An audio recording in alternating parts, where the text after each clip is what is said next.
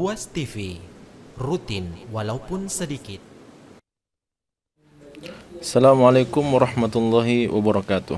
Alhamdulillah, wassalatu wassalamu ala rasulillah wa ala alihi wa sahbihi wa man tabi'ahum bi ihsanin ila yaumiddin, amma ba'd. Pemirsa Ruas TV yang semoga dirahmati dan diberkati oleh Allah Subhanahu wa taala. Alhamdulillah, kita bersyukur kehadirat Allah Subhanahu wa taala oleh karena pada kesempatan kajian kita dalam segmen Syarah Arba'in Nawawiyah ini kita kembali berjumpa untuk kita mencoba menjelaskan dan membahas tentang hadis-hadis Nabi Shallallahu Alaihi Wasallam yang terhimpun di dalam kitab Arba'in Nawawiyah karya Al-Imam Abu Zakaria Yahya bin Sharaf An-Nawawi rahmatullah alaih. Semoga salam dan salawat senantiasa tercurahkan kepada baginda Rasulullah Sallallahu Alaihi Wasallam, qudwah hasanah dan suri tauladan kita semua, yang telah menjelaskan segala kebutuhan serta seluruh syariat Allah Subhanahu wa taala yang diturunkan kepada beliau, kepada umat manusia sebagai rahmatan lil alamin. Pemirsa Ruas TV yang dirahmati oleh Allah Subhanahu wa taala, pada kesempatan ini insyaallah kita akan membahas hadis yang ke-33 dari kitab Arba'in Nawawiyah ini dengan tema kaidah dalam dakwaan dan bukti. Sebagaimana sering kita sampaikan bahwasanya kitab Arba'in Nawawiyah ini di antara kitab yang mengumpulkan hadis-hadis Nabi Shallallahu Alaihi Wasallam yang terpenting untuk diketahui oleh setiap muslim. Oleh karena bukan hanya membahas persoalan adab ataupun persoalan halal dan haram, serta persoalan-persoalan umum yang berkaitan dengan masalah tazkiyatun nafs, ibadah, bahkan persoalan akidah atau usuluddin. Namun hadis-hadis yang dihimpunkan oleh Al-Imam An-Nawawi rahimahullahu taala di dalam kitab Arba'in Nawawiyah ini juga mencakup persoalan-persoalan muamalah atau hubungan antara manusia dengan sesama mereka. Bukan hanya dari sisi bagaimana seorang muslim atau seorang manusia bermuamalah kepada sesama manusia, baik itu dalam bentuk jual beli, pinjam meminjam, bahkan akhlak mereka, adab mereka kepada sesama, perbuatan ihsan, perbuatan baik yang diberikan oleh seorang muslim kepada sesama tetangga, kepada para tetamunya, kepada orang-orang yang hidup di sekelilingnya, orang-orang yang hidup di sekitarnya. Namun juga hadis yang diangkat oleh Al-Imam An-Nawawi rahimahullah ta'ala dalam kitab beliau ini juga mencakup persoalan-persoalan yang mungkin terjadi di dalam hubungan sosial antara sesama muslim. Yang dimaksud bahwa ketika seorang muslim memiliki masalah dengan masalah yang lainnya, dengan muslim yang lainnya, dengan sesama kaum muslimin, maka Islam juga telah menggariskan, telah memberikan penjelasan di dalam syariatnya, di dalam agama ini, tentang seperti apa sikap seorang muslim dan bagaimana solusi yang diberikan atau ditawarkan oleh agama Islam kepada kaum muslimin yang berselisih dalam masalah-masalah perkara-perkara tertentu. Dan ini juga menjadi salah satu kelebihan daripada agama kita, dari agama Islam, bahwa agama Islam tidak hanya sekedar melarang ya atau menyuruh, namun pun juga agama Islam memberikan solusi-solusi serta memberikan tawaran-tawaran yang dapat ditempuh oleh setiap muslim agar kemudian kehidupan mereka jauh lebih baik sesuai dengan syariat Allah Subhanahu wa taala. Nah, dalam kehidupan kita ketika kita bersosialisasi ya di tengah-tengah masyarakat, maka tidak jarang kita menghadapi masalah, baik itu kita sebagai orang yang terzalimi ataupun seseorang yang menganggap bahwa dirinya telah dirampas haknya atau telah diambil haknya dengan cara yang tidak dibenarkan.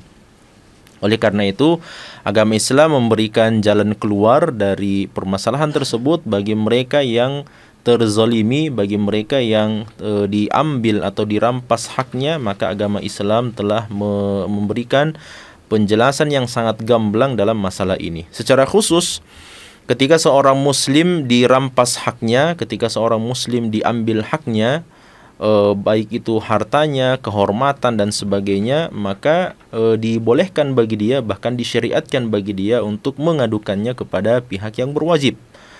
Dalam hal ini dia bisa datang ke mahkamah misalnya, atau dia datang kepada pihak yang berwajib dari pihak kepolisian dan sebagainya, untuk kemudian melaporkan persoalan yang sedang dihadapinya.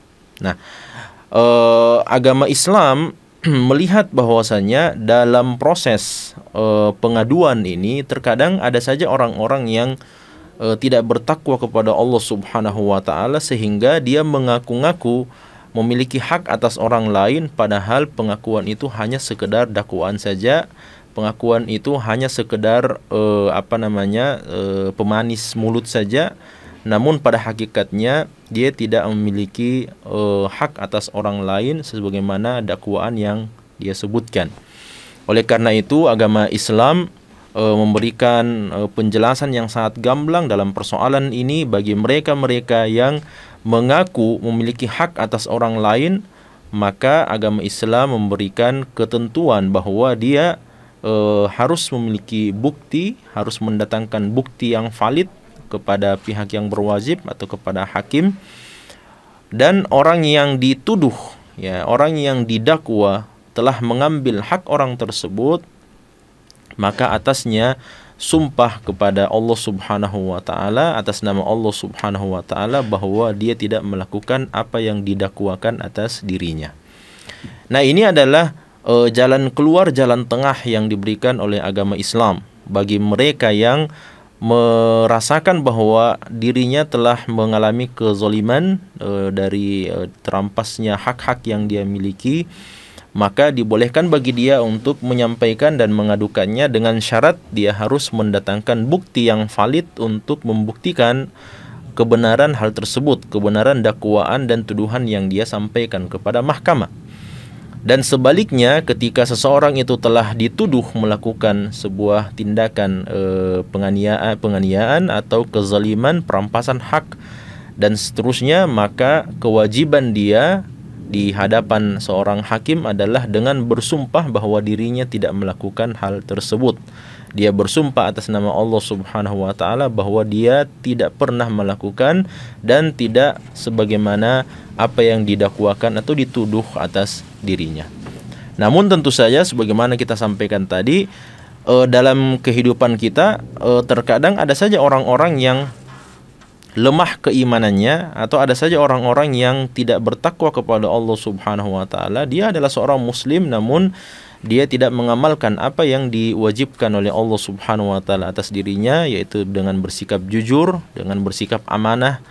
Justru akhirnya dia menuduh orang lain sesama muslim dengan berbagai macam alasan, dengan berbagai macam tuduhan, sehingga ketika dia menyampaikan hal tersebut dan dia tidak mendatangkan bukti-bukti yang benar, bukti-bukti yang valid, maka secara sendirinya tuduhan-tuduhan tersebut di hadapan hakim menjadi tuduhan-tuduhan yang tertolak, menjadi tuduhan-tuduhan yang tidak bisa diperkarakan di dalam mahkamah atau di dalam persidangan. Nah, ini secara garis besar mengenai hadis yang ke-33 yang akan kita jelaskan pada kesempatan kali ini.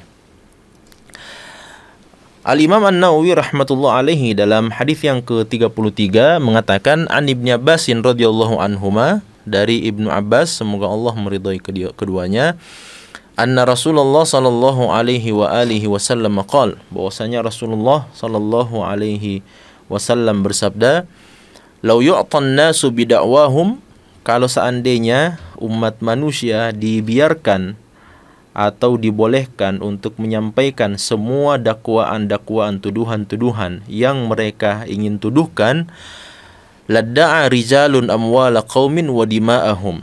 Ya, niscaya ketika agama Islam membiarkan hal tersebut, niscaya laki-laki atau manusia secara umum, baik itu laki-laki ataupun perempuan, niscaya mereka akan melakukan tuduhan-tuduhan atau akan memberikan tuduhan-tuduhan, dakwaan-dakwaan kepada orang-orang yang lain untuk merampas dan mengambil hak-hak mereka, baik itu harta-harta mereka ataupun darah mereka. Ya.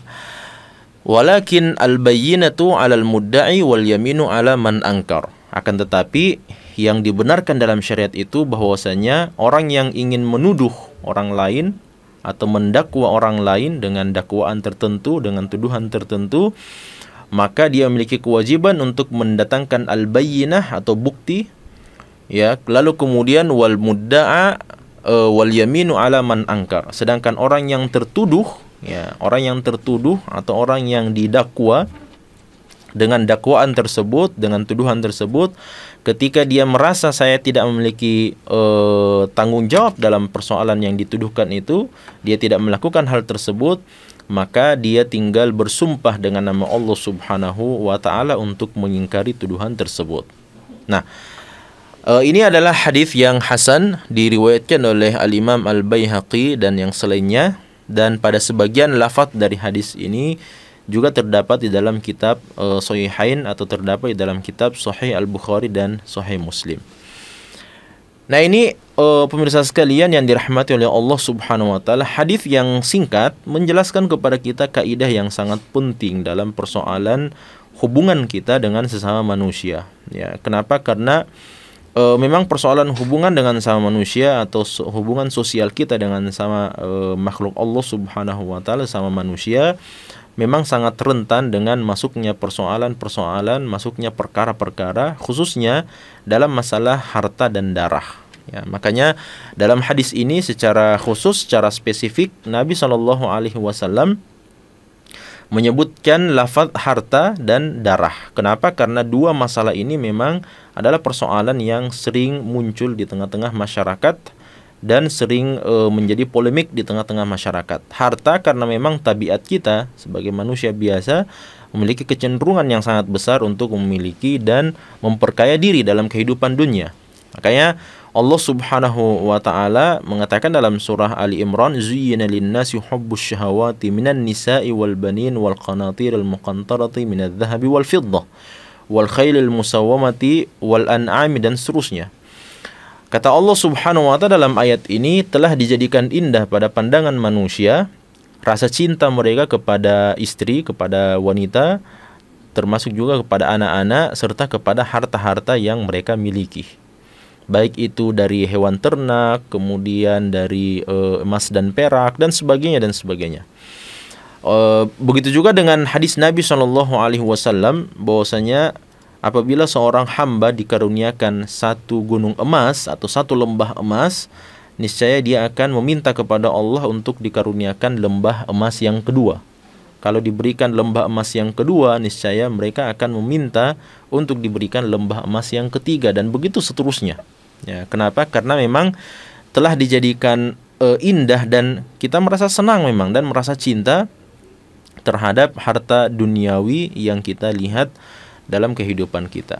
Olehnya itu Nabi SAW secara spesifik dalam hadis ini mengatakan, "Ladda'a rijalun amwala qaumin wa dima'ahum." Niscaya umat manusia, ya, kalau dibiarkan mereka dengan dakwaan dan tuduhan-tuduhan mereka, niscaya umat manusia pasti akan menuduh antara yang satu dengan yang lain untuk merampas harta orang lain dan untuk menumpahkan darah orang lain. Ya. Nah, oleh karena itu dari sisi harta memang kita telah diciptakan oleh Allah, fitrah kita memang seperti itu. Demikian juga dalam hadis Nabi SAW yang masyhur, di mana Nabi SAW mengatakan, "Ma dhi'bani jayi'ani ursila ila ghanamin bi afsada min hirsir rajuli 'alal mali wal syaraf." Kata Rasulullah SAW, sesungguhnya dua ekor serigala yang kelaparan ketika dia diutus atau dia dikirim ke sekawanan domba, sekawanan kambing, maka dua ekor serigala lapar itu tidak akan memberikan kerusakan yang lebih dahsyat dibandingkan dengan rusaknya agama seorang muslim, disebabkan karena rasa cintanya terhadap harta dan rasa cintanya terhadap jabatan dan kedudukan. Nah, hadis ini lagi-lagi memberikan penjelasan kepada kita bahwa memang manusia ini telah diciptakan oleh Allah memiliki rasa condong yang sangat besar untuk memiliki harta duniawi. Bahkan sekian banyak kan dalam hadis Nabi SAW, bahkan dalam ayat Al-Quran Allah Subhanahu Wa Taala menyebutkan berbagai macam kesenangan-kesenangan, kenikmatan-kenikmatan yang kaitannya memang dari sisi harta duniawi. Di dalam juz Amma misalnya, dalam surah-surah di akhir-akhir Al-Quran, Allah Subhanahu Wa Taala menyebutkan sekian banyak kenikmatan yang Allah janjikan di dalam surga, dan nikmat-nikmat tersebut bagian daripada harta yang dimiliki oleh seorang penghuni surga. Seperti misalnya rumah, ya, ataupun istana, begitu juga dengan taman-taman, begitu juga dengan dipan-dipan, ya. Lalu kemudian lalu kemudian pakaian-pakaian, ya, dan berbagai macam kenikmatan-kenikmatan yang merupakan bagian daripada harta yang dijanjikan oleh Allah Subhanahu Wa Taala sebagai salah satu bentuk kenikmatan yang terdapat di dalam surga. Oleh karena itu, memang ini adalah hal yang tabi'i, dia adalah hal yang tabiat manusia ketika mereka merasa cinta terhadap harta duniawi ini. Begitu juga dengan persoalan darah, ya. Persoalan darah ini pun juga adalah masalah yang terkadang muncul di tengah-tengah masyarakat, menjadi polemik, ya, antara satu keluarga dengan keluarga yang lain, antara satu suku dengan suku yang lain, kabilah dengan kabilah yang lain.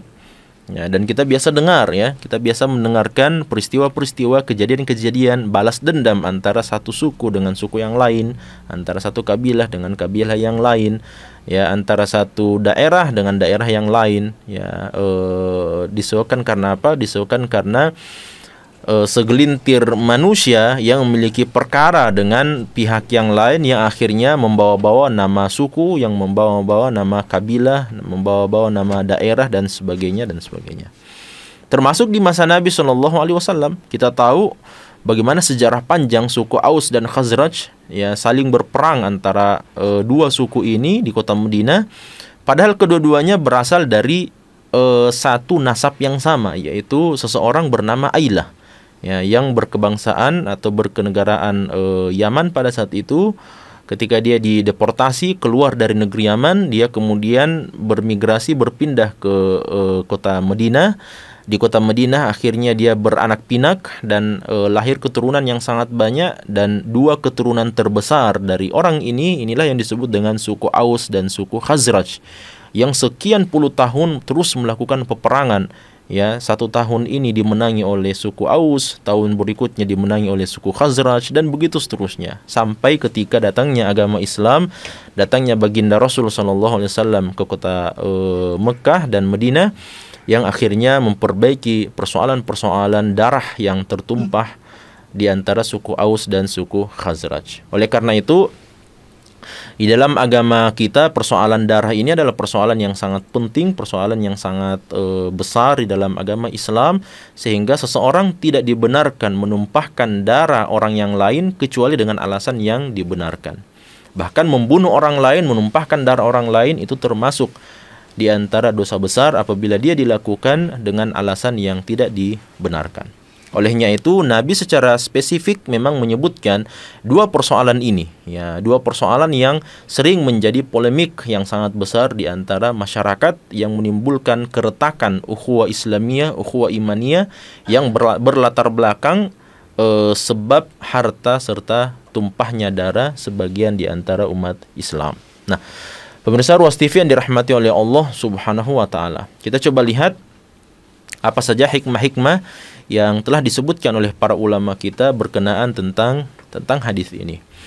Yang pertama, bahwa hadis ini menerangkan diharamkannya menuduh atau mendakwa orang lain dengan harta, darah, dan sebagainya. Jadi disebutkannya harta dan darah dalam hadis ini bukan berarti sebagai bentuk pembatasan, ya, sebagai bentuk pembatasan. Namun dia hanya sebagai contoh saja bahwa kebanyakan manusia ketika dia menuduh orang lain, maka tuduhan itu entah itu berkaitan dengan persoalan harta ataukah berkaitan dengan persoalan darah.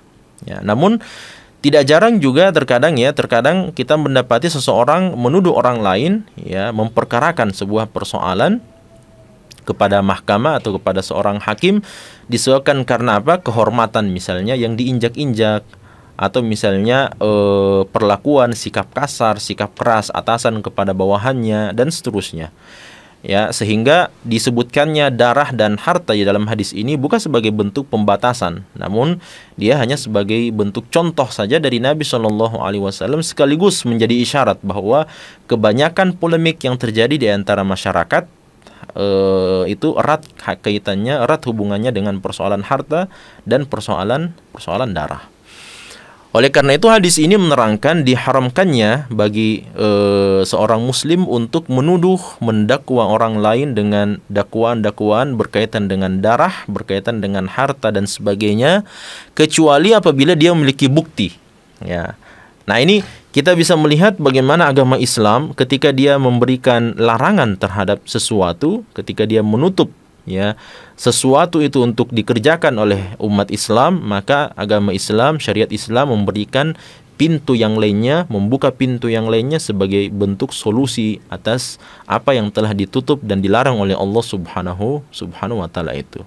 Nah, ketika agama Islam melarang pengikutnya, penganutnya untuk melakukan perbuatan zina, maka agama Islam membuka dan menganjurkan kepada para pengikutnya, kepada para pemeluknya untuk menikah dengan pernikahan yang syar'i, pernikahan yang benar, yang hak, yang diridhoi oleh agama Islam. Ketika agama Islam melarang tindakan pencurian, maka di saat yang sama agama Islam senantiasa memerintahkan atau terus ya memerintahkan para pengikutnya, para penganutnya untuk memiliki etos kerja, untuk berusaha bekerja, ya, membanting tulang mencari karunia dan kenikmatan serta rezeki yang telah dijamin oleh Allah untuk setiap makhluk Allah Subhanahu wa taala, ya. Sehingga hal yang sama pun juga diterapkan dalam hadis ini, bahwa ketika agama Islam, ketika syariat Islam melarang seseorang untuk menuduh orang lain dengan tuduhan yang tidak benar atau dengan tuduhan tertentu, maka itu adalah bentuk larangan. Jangan kita menuduh orang lain dengan tuduhan-tuduhan yang tidak dibenarkan. Ya, namun pada saat yang sama agama Islam pun juga memberikan solusi, bahwa ketika betul tuduhan tersebut terjadi dalam kehidupan seseorang, maka silahkan Anda menyampaikan dan melaporkannya kepada pihak yang berwajib, kepada pihak yang berwenang, dengan syarat Anda harus membawa bukti yang valid. Ya, ketika Anda membawa bukti yang valid, maka bukti itu akan ditelusuri, akan diselidiki, dan bagi orang yang terdakwa ini, ketika dia merasa bahwa dia tidak memiliki sangkut paut dengan masalah yang diperkarakan ini, maka kewajiban dia tidak harus membawa bukti. Ya, tidak harus membawa bukti, akan tetapi dia cukup bersumpah dengan nama Allah Subhanahu wa taala bahwa dia mengingkari apa yang dituduhkan tersebut. Nah, oleh karena itu dalam faidah yang akan kita sebutkan nanti, bagaimana seorang hakim melihat masalah yang diperkarakan ini dengan adanya bukti yang dibawa oleh seorang penuduh, dengan adanya sumpah atas nama Allah Subhanahu wa taala yang telah disampaikan oleh orang yang tertuduh itu, maka seorang hakim harus berijtihad, melihat dan memberikan hukum yang terbaik, yang paling adil sesuai dengan kadar ijtihad yang dia miliki. Pelajaran yang lain bahwa hadis ini menjelaskan keagungan Allah Subhanahu wa taala yang Maha mengetahui. Allah Subhanahu wa taala mengetahui segala sesuatu yang baik untuk hambanya, sehingga Allah Subhanahu wa taala menetapkan syariat dalam persoalan dakwaan dan bukti ini. Ya, makanya ketika Allah Subhanahu wa taala sebagai zat yang Maha mengetahui, wa huwa alimun bikulli syai', Allah Subhanahu wa taala Maha mengetahui segala sesuatu. Dia mengetahui apa yang belum terjadi dan apa yang akan terjadi. Dan kalau seandainya itu terjadi, maka seperti apa model dan bentuk kejadiannya, itu semuanya diketahui oleh Allah Subhanahu wa taala. Sehingga Allah Subhanahu wa taala dengan ilmunya yang maha luas mengetahui bahwa umat manusia ketika mereka bersosialisasi dengan sesama mereka, niscaya akan timbul polemik-polemik, timbul masalah-masalah, timbul clash, ya, hubungan yang retak, hubungan yang tidak baik antara sesama mereka. Baik itu mereka yang memiliki hubungan darah, mereka yang memiliki hubungan kekeluargaan, atau mereka yang tidak memiliki hubungan darah sama sekali. Ya, mereka akan berperkara, mereka akan berselisih, sebagaimana kita lihat, ya, perkara yang paling pertama muncul dalam kehidupan dunia ini adalah perkara yang terjadi di antara dua anak putra Nabi Adam alaihissalam. Ya, dan perkara yang terjadi ini sangkut pautnya dengan persoalan ibadah kepada Allah subhanahu wa ta'ala. Ya, kecemburuan salah seorang putra Adam alaihissalam terhadap putra yang lainnya, yang menjadikan dia ketika Allah subhanahu wa ta'ala menerima ya sembelihan atau menerima kurban yang diberikan oleh Habil, lalu kemudian Qabil justru merasa cemburu, iri, dengki dengan apa yang terjadi kepada saudaranya, maka terjadilah apa yang diceritakan oleh Allah subhanahu wa ta'ala. Perkara yang paling pertama terjadi ya peristiwa kejahatan, perbuatan jinayah, ya perbuatan kriminalitas yang paling pertama terjadi ya justru itu terjadi di tangan putra salah seorang dari putra Nabi Adam alaihissalam. Nah, oleh karena itu Allah subhanahu wa ta'ala maha tahu ya ini, dan hal ini, peristiwa ini pun juga akan terus terjadi ya, bahkan waliyadzubillah tumpahnya darah sebagian dari hamba-hamba Allah subhanahu wa ta'ala justru itu datang dari hamba-hamba Allah yang terbaik dari kalangan Nabi dan Rasul Allah subhanahu wa ta'ala. Kita tahu bagaimana Allah subhanahu wa ta'ala telah memberikan hukuman-hukuman tertentu kepada sebagian kelompok, sebagian kaum Bani Israel ketika mereka enggan menerima dakwah yang disampaikan oleh nabi-nabi mereka. Di antara mereka ada yang membunuh nabi mereka sendiri ya. Dzalika bi annahum yaqtuluna anbiya'ahum. Ya, mengapa Allah Subhanahu wa taala memberikan hukuman kepada sebagian kelompok Bani Israel? Itu disebabkan karena mereka telah membunuh nabi-nabi mereka sendiri. Ya, bahkan persoalan tumpahnya darah ini justru terjadi kepada sebagian dari segelintir dari nabi-nabi Allah Subhanahu wa taala sebagai manusia-manusia pilihan untuk umat manusia. Nah, oleh karena itu Allah tahu dengan persoalan ini, dengan perkara-perkara kejadian-kejadian buruk ini, sehingga Allah Subhanahu wa taala menurunkan syariatnya berkenaan tentang persoalan ini. Ya, sehingga apa? Sehingga mereka-mereka yang memiliki perkara, mereka-mereka yang memiliki masalah ya dengan sesama masyarakat, dengan sesama umat Islam atau kepada masyarakat secara umum, maka agama Islam memberikan aturan main. Ya, jangan sekali-kali Anda menuduh orang lain dengan tuduhan yang kemudian tidak berdasarkan kepada bukti yang benar, bukti yang valid. Ya, semua itu harus didasarkan kepada bukti, barulah kemudian tuduhan tersebut dapat diterima menurut syariat Islam. Kemudian hadis ini juga menunjukkan bahwa penetapan syariat Islam itu berdasarkan kepada illat atau sebuah sebab. Ya. Dan ini kita bisa melihat sebagian besar daripada penetapan syariat Islam semuanya berlandaskan kepada sebab, berlandaskan kepada illat. Ya. Meskipun sebagian daripada illat tersebut ya ada illat-illat atau sebab-sebab ditetapkannya sebuah syariat, namun kita tidak memahami atau kita tidak mengetahui apa sebenarnya maksud daripada illat tersebut. Ya, yang kita ketahui hanya secara umum saja. Ya, kita hanya mengetahuinya dalam bentuk umum saja. Sebagai contoh misalnya, mengapa Allah Subhanahu wa taala memerintahkan kita untuk berwudu sebelum kita salat? Ya, maka sebagian ulama ada yang mengatakan bahwa ya memang karena berwudu itu diperintahkan oleh Allah Subhanahu wa taala karena kita akan melaksanakan ibadah salat, dan ibadah salat itu dipersyaratkan bagi seorang yang ingin melaksanakan ibadah salat untuk suci, baik itu dari hadas kecil ataupun besar, dan begitu pula dia harus suci dari najis, baik itu najis yang ada pada tubuhnya, pakaian ataupun tempat ibadah salatnya. Oleh karena itu Allah Subhanahu wa taala mewajibkan seorang yang ingin mengerjakan ibadah salat untuk berwudu terlebih dahulu. Namun sebagian ulama mengatakan bahwa justru diperintahkannya kita berwudu sebelum salat itu disebabkan karena amrun ta'abbudi. Ya, Allah memerintahkan kita sebagai tanda ketundukan kita hanya kepada Allah Subhanahu wa taala. Mengapa? Karena memang tidak disebutkan apa illat atau apa sebab mengapa Allah Subhanahu wa taala mensyariatkan kita dengan syariat tersebut. Ya, sehingga para ulama mengatakan kalau begitu illat yang tepat untuk ibadah-ibadah yang kita tidak ketahui ya secara logis mengapa Allah memerintahkan kita mengerjakan ibadah ini, maka illatnya adalah illat secara umum bahwa ini adalah perintah dari Allah supaya kita beribadah kepada Allah melalui perintah ini ya. Nah, namun sebagian besar kalau kita melihat ada saja ya syariat-syariat yang Allah Subhanahu wa taala tetapkan di dalam agama Islam dan kita bisa mengetahui secara langsung apa illat dan apa sebab mengapa Allah Subhanahu wa taala menetapkan syariat tersebut. Kalau kita melihat ibadah puasa misalnya, ya ibadah puasa Allah Subhanahu wa taala memerintahkan kita berpuasa 1 bulan lamanya, ya.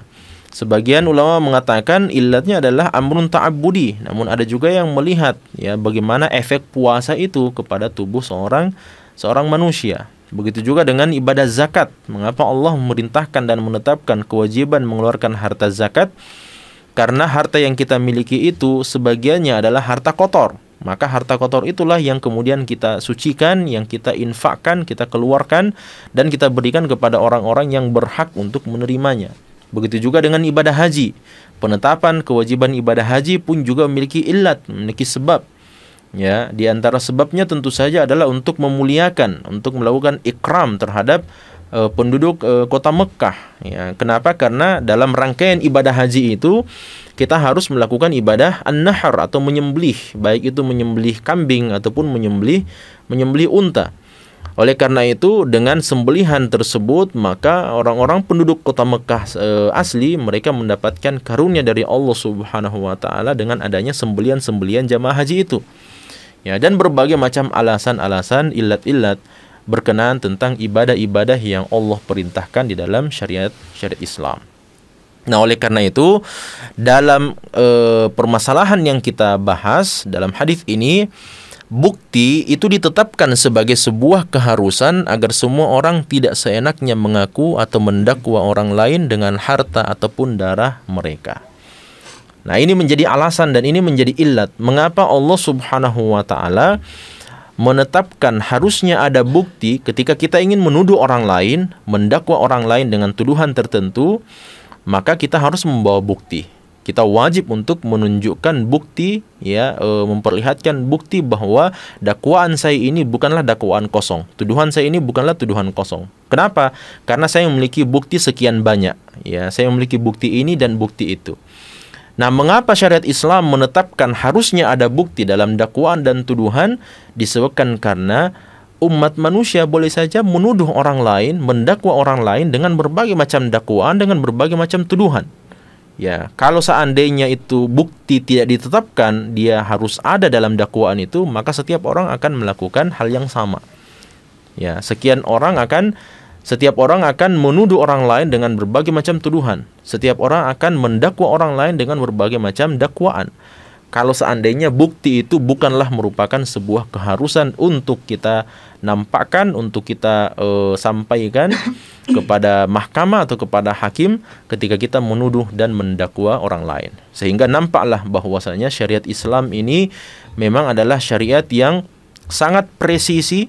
Dia tidak hanya berkaitan atau dia tidak hanya menjelaskan tentang hak-hak orang lain yang dituduh dirampas, namun dia juga melihat kepada bagaimana proses agar kemudian hak tersebut dikembalikan kepada orang yang paling berhak. Kemudian hal ini beralasan karena tidak semua orang memiliki keimanan dan ketakwaan. Mengapa bukti itu harus ada di dalam tuduhan, di dalam dakwaan, ya, di dalam tuduhan-tuduhan tersebut? Karena tidak semua orang memiliki keimanan dan ketakwaan kepada Allah Subhanahu wa taala. Betul mereka adalah seorang muslim. Ya, betul mereka adalah saudara kita. Ya, akan tetapi seseorang yang hanya sampai pada derajat keislaman saja, ya, maka sangat dikhawatirkan dia melakukan perbuatan-perbuatan yang tidak dibenarkan dalam syariat Islam. Ya, makanya kan kita tahu hadis Umar bin Khattab radhiyallahu taala anhu, di mana Nabi SAW ditanya oleh malaikat Jibril tentang persoalan Islam, tentang persoalan iman dan persoalan ihsan. Ya, ihsan itu adalah tingkatan yang tertinggi, iman itu tingkatan yang kedua, dan yang paling rendah adalah keislaman. Ketika seseorang telah mengucapkan 2 kalimat syahadat dan dia telah mengamalkan syariat Islam secara umum, maka dikatakan bagi dia, Anda adalah seorang muslim. Ya, ketika dia telah mengucapkan 2 kalimat syahadat, kemudian dia melaksanakan ibadah sholat, kemudian dia berpuasa dan seterusnya, mengamalkan rukun Islam yang kita ketahui, maka dikatakan baginya Anda adalah seorang muslim. Namun tidak dikatakan bagi dia Anda adalah seorang mukmin sampai dia mengamalkan dan meyakini rukun iman yang 6. Ya, ketika dia betul-betul meyakini bahwa Allah adalah Tuhannya, bahwa Allah memiliki malaikat, Allah Subhanahu wa taala menurunkan kitab-kitabnya, Allah mengutus rasul-rasulnya, Allah akan menegakkan hari kiamat, dan Allah memiliki takdir yang baik dan takdir buruk untuk seluruh makhluknya. Ketika dia meyakini itu semua dan mengamalkan konsekuensi keimanan-keimanan itu, barulah dikatakan bagi dia Anda adalah seorang mukmin. Makanya kalau kita ingat ya, pembahasan tentang hadis Jibril ini, seorang muslim tidak dikatakan baginya Anda adalah seorang mukmin. Namun seorang yang mukmin maka berhak bagi dia ya identitas sebagai seorang muslim. Kenapa? Karena muslim itu jauh lebih rendah dibandingkan dengan mukmin. Maka ketika dia adalah seorang muslim, maka bukan hal yang aksiomatik apabila dia adalah seorang mukmin. Ya, namun ketika dia adalah seorang mukmin, maka secara otomatis dia adalah seorang muslim. Oleh karena itu, seorang muslim ya boleh jadi dia melakukan perbuatan kemaksiatan karena rasa cemburunya kepada tetangganya, misalnya tetangganya memiliki harta yang sangat banyak, tetangganya mendapatkan karunia kemudahan dari sisi rezekinya misalnya, ya, sehingga dia memiliki rasa iri, rasa cemburu, rasa hasad, dengki dan seterusnya, maka dia datang kepada mahkamah, ya, menuduh tetangganya telah mencuri harta miliknya, ya, atau menuduh tetangganya telah meminjam harta yang dia miliki sekian ratus juta misalnya, padahal tetangganya tidak pernah melakukan hal yang seperti itu. Nah, oleh karena itu ketika ada kemungkinan ya seorang muslim melakukan perbuatan dosa ini, maka agama Islam telah datang dan menutup kemungkinan tersebut, bahwa bagi Anda yang menuduh orang lain melakukan sesuatu yang tidak pernah dia lakukan, maka Anda memiliki kewajiban untuk mendatangkan bukti yang valid, bukti yang benar. Ketika Anda datang dengan bukti tersebut, maka silahkan diperkarakan, silahkan dipermasalahkan ketika Anda memiliki bukti. Namun, jangan sekali-kali Anda perkarakan sebuah masalah ketika Anda tidak memiliki bukti sama sekali. Kenapa? Karena secara otomatis perkara yang diangkat kepada mahkamah tanpa ada bukti yang jelas, maka perkara itu secara otomatis menjadi mulgha atau tidak akan diperkarakan atau tidak akan diterima oleh hakim, oleh mahkamah disebabkan bukti yang menjadi syarat utama tersebut. Hadis ini juga menumbuhkan sikap berhati-hati dan senantiasa teliti dalam seluruh urusannya, baik itu urusan yang besar ataupun urusan yang kecil. Ya, secara khusus misalnya masalah harta ini, ya. Masalah harta ini adalah bukan perkara yang remeh tentu saja. Dia adalah masalah yang sangat besar, ya. Ya, meskipun beberapa hadis yang lalu dalam Arba'in Nawawi ini kita berbicara tentang persoalan zuhud, ya, izhad fid dunya yuhibbakallah wa zad fi ma 'indan nas yuhibbakan nas.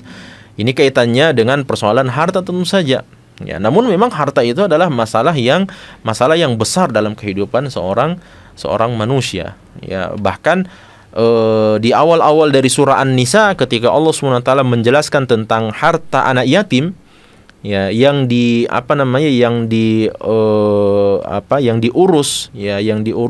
atau dipegang oleh seseorang, misalnya oleh pamannya, oleh bibinya dan seterusnya, maka Allah Subhanahu wa taala menyebutkan bahwa harta itu adalah merupakan salah satu sebab, ya, tegaknya dan berdirinya kehidupan seorang manusia, ya.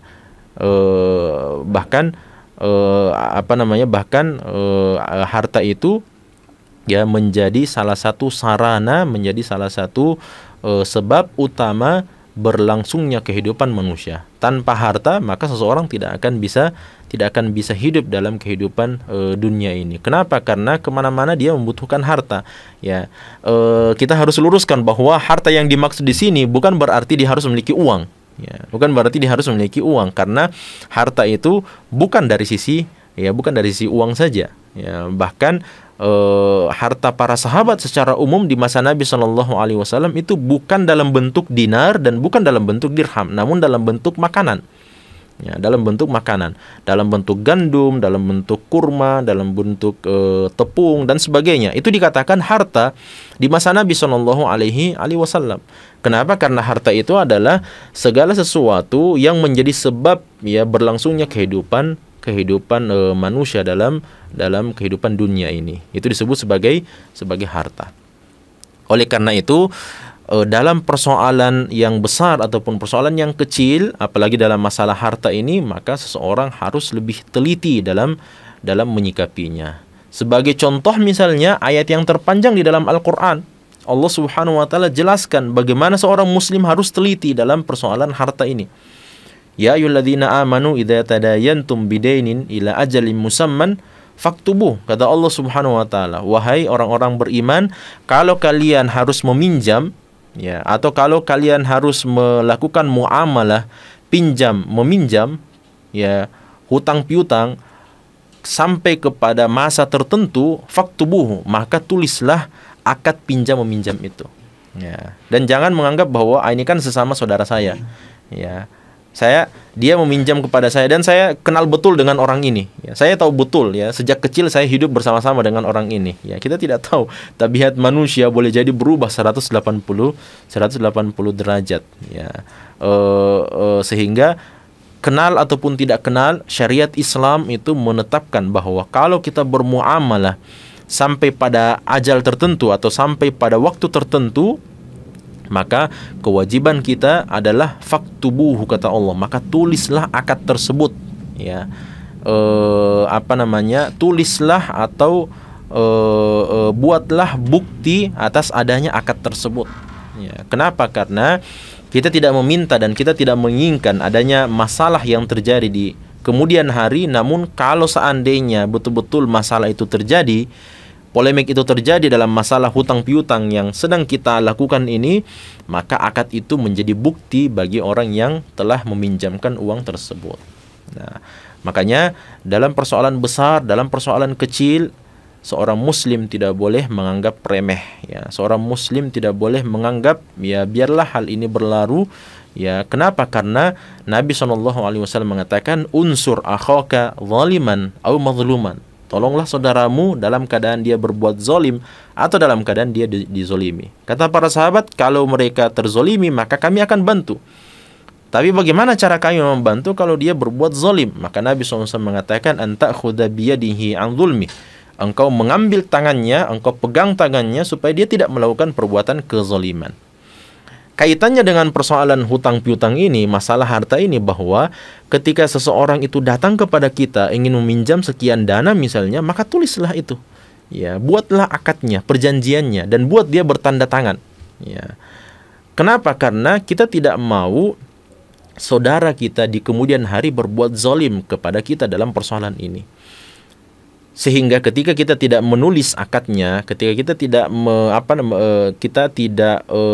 melakukan perjanjian tersebut dan tidak ada tanda tangan, tidak ada hitam di atas putihnya, maka seseorang dengan mudahnya mengaku saya tidak pernah meminjam dari Anda. Kenapa? Karena kita tidak menuliskan bukti itu. Kita tidak memiliki akad tersebut, akad peminjaman itu. Tujuannya adalah tentu saja untuk menyelamatkan saudara kita dari perbuatan kezaliman. Kalau seandainya di masa yang akan datang dia punya pikiran untuk melakukan atau tidak ingin mengembalikan dana tersebut, dana pinjaman itu, ya, maka bisa saja kita, ya sudahlah, kita ikhlaskan saja, kita putihkan saja. Ya, kita masih punya deposit sekian banyak misalnya, biarlah dia dengan perbuatan dosa itu, biarlah dia menipu saya, biarlah dia bawa lari uang saya misalnya. Tapi seorang muslim tidak berbuat yang seperti itu. Seorang muslim ketika dia tahu bahwa saudaranya hendak melakukan perbuatan kemaksiatan dengan melarikan dana itu, maka dia memiliki memiliki antisipasi, ya, dia memiliki sikap antisipasi supaya saudaranya tidak melakukan perbuatan kezaliman yang akan menyusahkan dirinya di hari kiamat kelak. Nah, itulah sikap seorang muslim, seorang mukmin yang betul-betul sejati. Kenapa? Karena dia bukan hanya menolong untuk dirinya sendiri, namun dia juga menolong saudaranya supaya tidak terjatuh dalam perbuatan kemaksiatan kepada Allah Subhanahu wa taala. Pelajaran yang lain bahwa hadis ini menjelaskan bahwasanya seluruh dakwaan tanpa bukti maka dia tertolak dengan sendirinya. Ya. Dan ini telah kita jelaskan tadi bahwa ketika seseorang datang dengan sebuah perkara namun dia tidak memiliki bukti atas perkara tersebut. Dia menuduh orang lain telah meminjam darinya ya 100 juta rupiah misalnya, namun dia tidak memiliki bukti bahwa orang tersebut telah meminjam darinya. Maka secara otomatis perkara ini mulghah. Secara otomatis perkara ini tidak bisa diteruskan, ya, tidak bisa dilaksanakan, tidak bisa ditegakkan. Kenapa? Karena orang tersebut tidak memiliki bukti. Ya.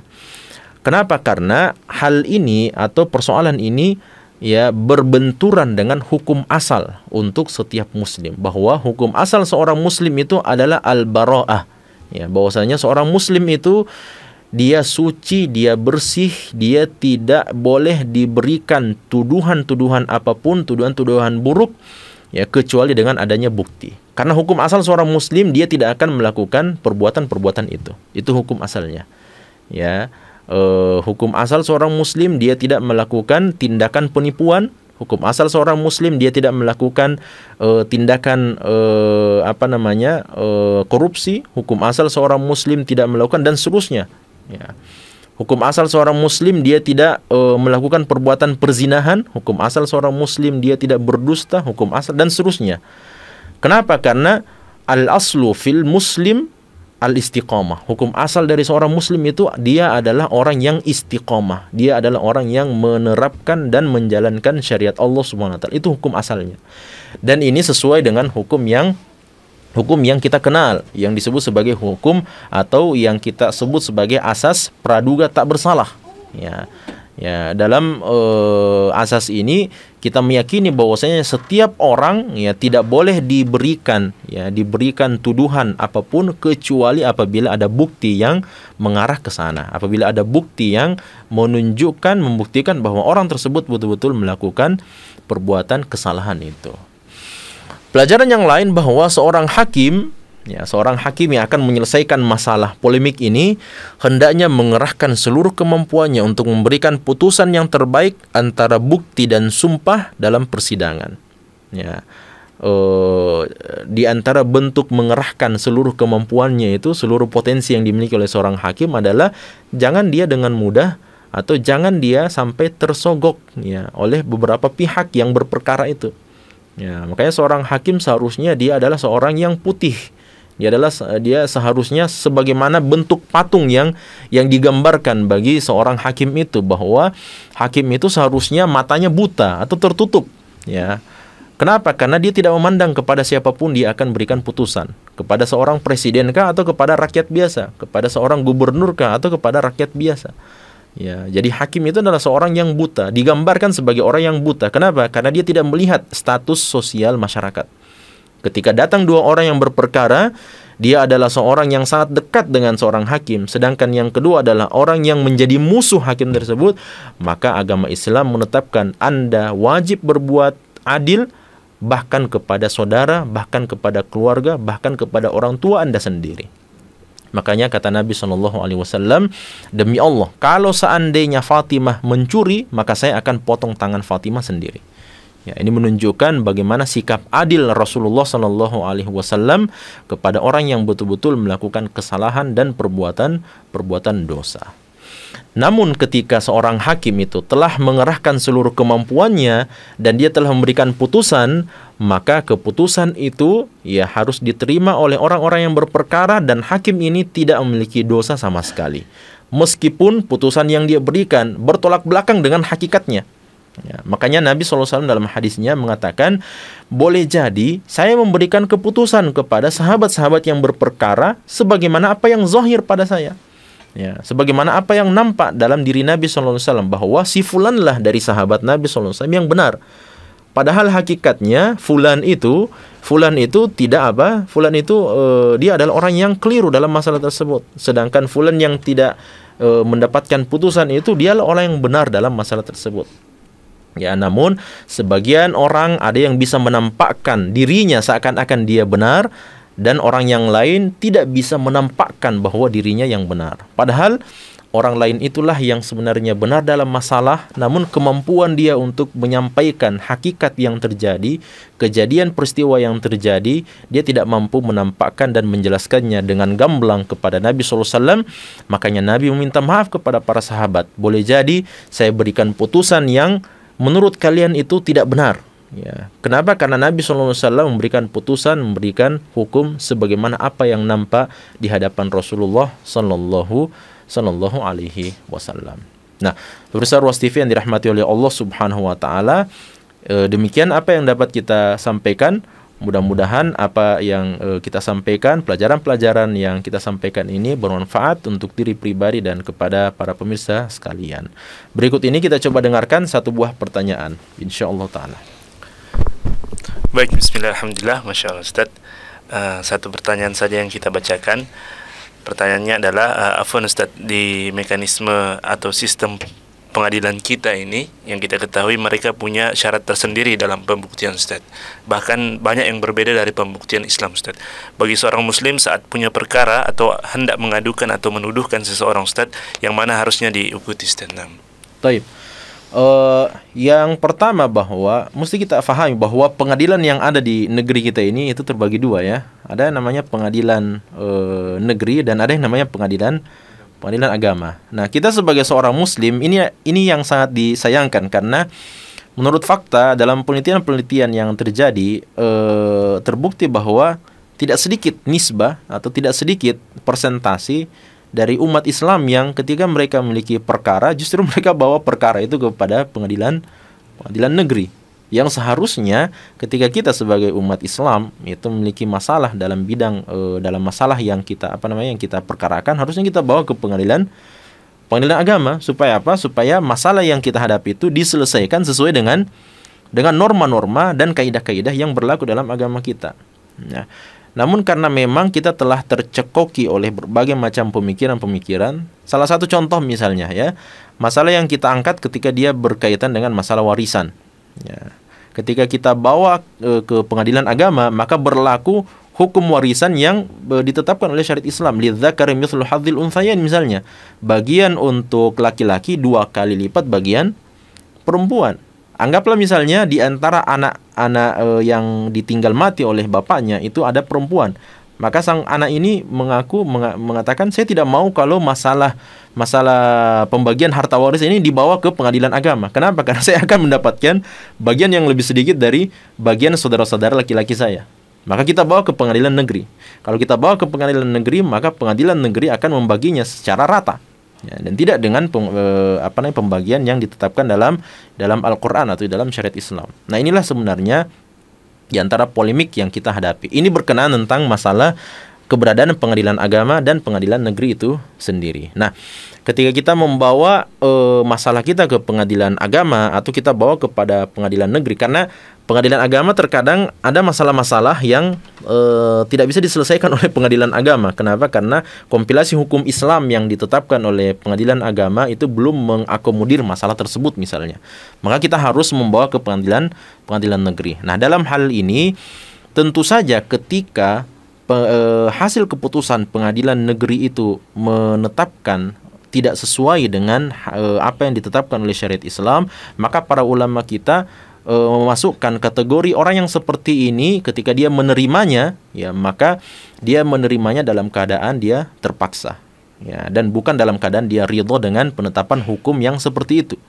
Kenapa? Karena keridhaan kita dalam persoalan hukum ya itu hanya kepada hukum Allah Subhanahu wa taala, yaitu apa yang diturunkan di dalam Al-Qur'an dan melalui hadis-hadis Nabi sallallahu alaihi wasallam. Sehingga ketika kita berperkara dan perkara itu mengeluarkan hasil yang tidak sesuai dengan apa yang menjadi tuntunan syariat Islam, maka kita berada dalam kondisi terpaksa mengamalkan hukum tersebut. Kenapa? Karena kita berada di negeri yang memiliki hukum, ya, memiliki hukum tersendiri. atau hukum positif. Sehingga apa? Sehingga kita mengamalkannya dalam keadaan kita harus menerapkannya, harus mengamalkannya sebagai insan, sebagai manusia yang bermartabat dan patuh terhadap hukum yang berlaku di tengah-tengah masyarakat. Dan kita tidak termasuk ke dalam golongan yang difirmankan oleh Allah SWT di dalam surah Al-Maidah, "Wa man lam yahkum bima anzalallahu fa ulaika humul kafirun." Dan siapa yang tidak berhukum, menerapkan hukum Allah Subhanahu wa taala, maka mereka itulah orang-orang yang kafir. Tidak masuk dalam kategori itu. Kenapa? Karena yang dimaksud dengan orang-orang yang kafir disebabkan karena tidak mengamalkan hukum Allah SWT adalah mereka yang ridho dengan hukum buatan manusia dan dia tidak mau menerapkan hukum Allah, atau dia menganggap bahwasanya hukum Allah Subhanahu wa taala ini menjadi pilihan saja. Ya, kita boleh memilihnya atau kita boleh mengamalkannya dan boleh juga tidak mengamalkannya. Dalam keadaan kita terpaksa menerimanya, maka kita tidak termasuk ke dalam golongan dan kelompok ayat-ayat yang disebutkan oleh Allah di dalam surah Al-Maidah tersebut. Mudah-mudahan apa yang kita sampaikan ini dapat dipahami dengan baik dan dapat kita amalkan dalam kehidupan kita bersama-sama. Kita tutup dengan membaca doa kafaratul majlis. Subhanakallahumma wa bihamdik, asyhadu an la ilaha illa anta astaghfiruka wa atubu ilaik, wa akhiru da'wana anil hamdulillahi rabbil alamin. Wassalamualaikum warahmatullahi wabarakatuh.